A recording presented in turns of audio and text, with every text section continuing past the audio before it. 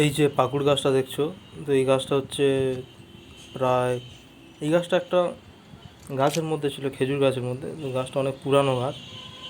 তো এই গাছটাকে আমি এনে এর মধ্যে বসিয়েছিলাম, আগে একটা পটের মধ্যে বসিয়েছিলাম। সেইটা থেকে, সেইটার মধ্যে 1 বছর রেখে তারপরে এটার মধ্যে বসিয়েছিলাম, ডালপালা ছিটে দিয়েছিলাম। তো এর চারধার থেকে ডালপালা বেরিয়েছে এরকম।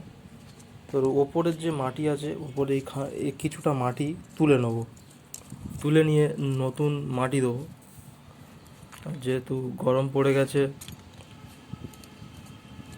ওপর থেকে কিছুটা মাটি তুলে নেবো, নিয়ে নতুন মাটি দিয়ে দেবো। আর এই যে মাটির যেটা দেবেন, আমি যেটা দেবো সেটা হলো যে পাতা পচা সার বা খদ মাটি বলতে পারো।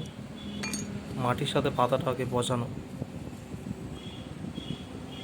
ধানের ভুসি, আর অল্প একটু বালি দেবো, আর কিছু দেবো না। কারণ যেহেতু ওপরের নিচের মাটিটা সব কিছু দেওয়া আছে, এই উপরের মাটিটা দেবো, অত কিছু বেশি কিছু দেবো না।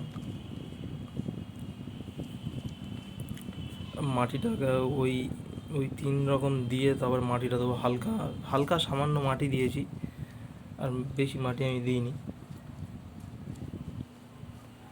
আর এই যেহেতু এখন গরম পড়ে গেছে, প্রত্যেক দিন জল দিতে হয় আমি ডাইরেক্ট রোদে রেখে দিয়েছি। সকাল থেকে একদম সারাদিন পর্যন্ত, সকাল থেকে সারাদিন রোদের মধ্যে থাকে।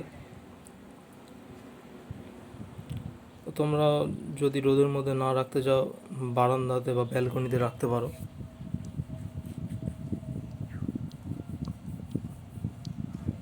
যেহেতু এগুলো পাকুড় গাছ, তো 2-3 দিন অন্তর অন্তর জল দিলেও চলবে।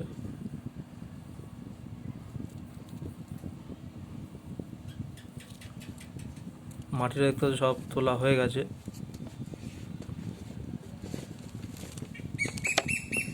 আর মাটিটা এর মধ্যে দিয়ে দেবো।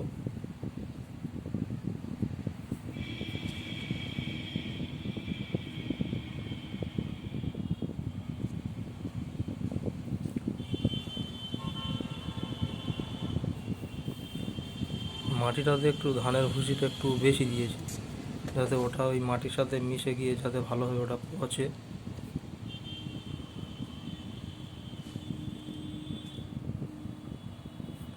তো ভিডিওটা এই পর্যন্ত। ভিডিওটা ভালো লাগলে অবশ্যই লাইক করবেন, কমেন্ট করবেন, শেয়ার করবেন।